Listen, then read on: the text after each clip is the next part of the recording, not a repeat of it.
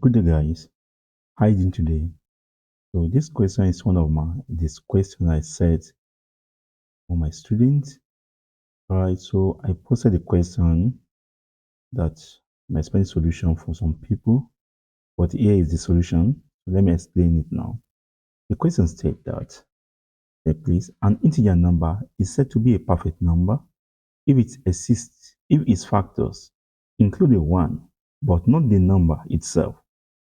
Then write a method is perfect that determines whether a parameter number is a perfect number.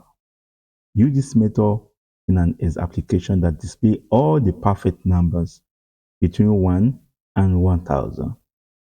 So display the factors of each perfect number to confirm that the number is indeed perfect.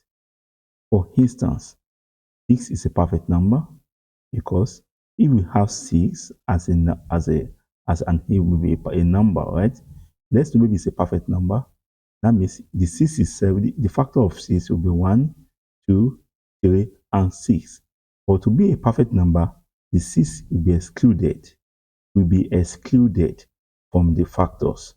Then the rest of those numbers will be added up to make up that number. We had this 1 plus 2, 3 plus 3, making it 6. So this is a perfect number. You can try if you try for 8. 1, 2, 4, 8.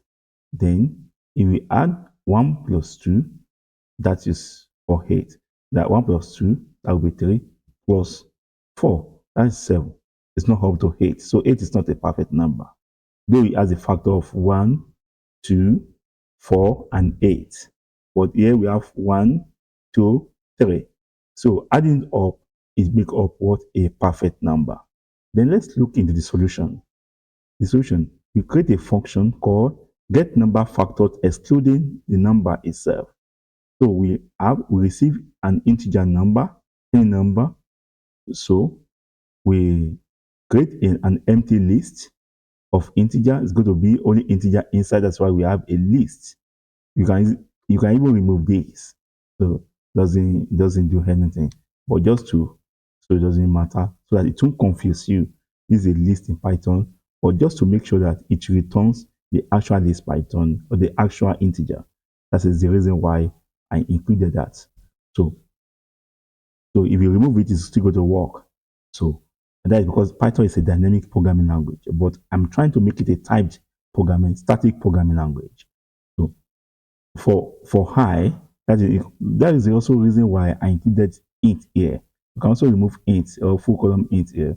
So it will still work. So we have the empty list. You can also make it a list if you are used to this. You can also make it this way. That's also list, but you can also make it a square bracket. Is also called a list. Then we have for I in range of 1. We are starting from 1 up to that number. Because if you know in Python, if you make use of range, maybe from 1 to 10, that number is going to start from 0 to 9, excluding the last number. So we have to add 1 to it. So because we don't know that number, user is going to enter. So making it starting from 1, we don't need 0. Our number starts from 1. Can you see here? 1 and to that actual number. So that is the reason why we had 1 to hit here. So we now want to find the modulus of that number. If it's not equal to 0, then we look here, I. This is the number here. This number we pass in. We find the modulus of it. We read one after the other. We check. We look throughout all the items to know the factor. We want to get the factors here. So we look from 1 to the end of that number. So we know that, oh, these are the factors in that number. If that factors can be divided by what? The modulus can be 0. That means that number is also a factor of that number. If it does not remain, it there's no remainder of anything, number left. Then when I say if I equals to number, if we now get to the number, we want to remove the last number here, the last number that we had. We want to remove the last number because we see that the number will not be included, like 6 will not be included. This also is also a factor because 6 in 6 is still 1. So, but we are removing it.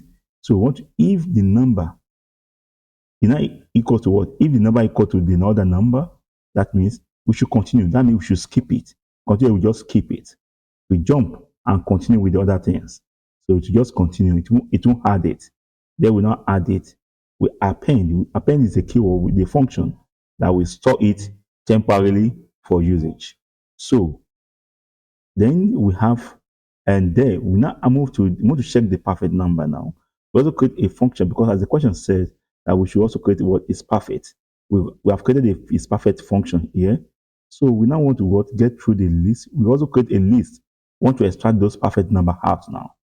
We now range from the what 1 to 1,000. You can see that we should go from 1 to 1,000. So 1 to 1,000 here. Can you see from here? So we are trying to loop from 1 to 1,000. So then from for I in range of 1 to 1,000, then we get the numbers, factors. We get this function we created here. This is the function we created here. So get number and pass the number individually. This function, this for loop will just loop from 1 to 1,000, trying to check if either a number will check will pass in each of those number 1 to 1,000 into these functions.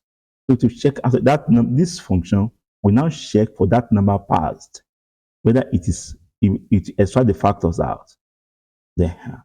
So this one will extract all the factors. So the factor is stored inside here. So we now sum all the numbers together. We sum all the numbers.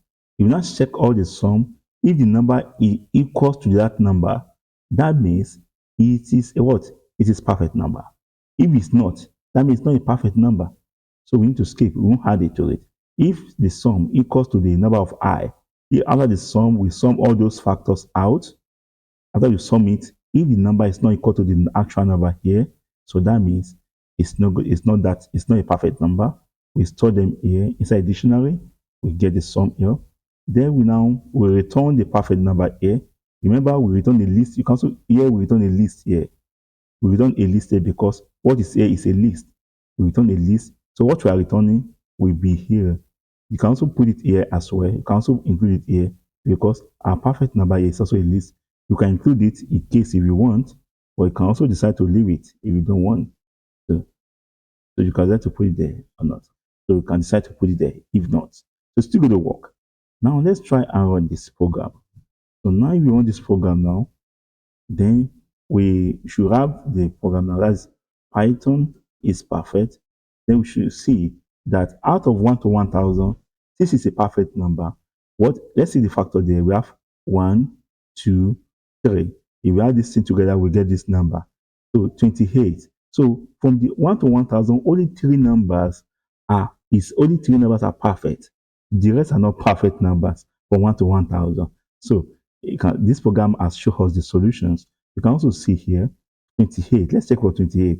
1 plus 2 plus 4, that is 7. 7 plus 4, that is 14. 14 plus 14, that is 28. You can also see as well the same thing. This is a perfect code. Thank you very much. Please like, share, and subscribe. I will see you in the next lecture. Bye bye.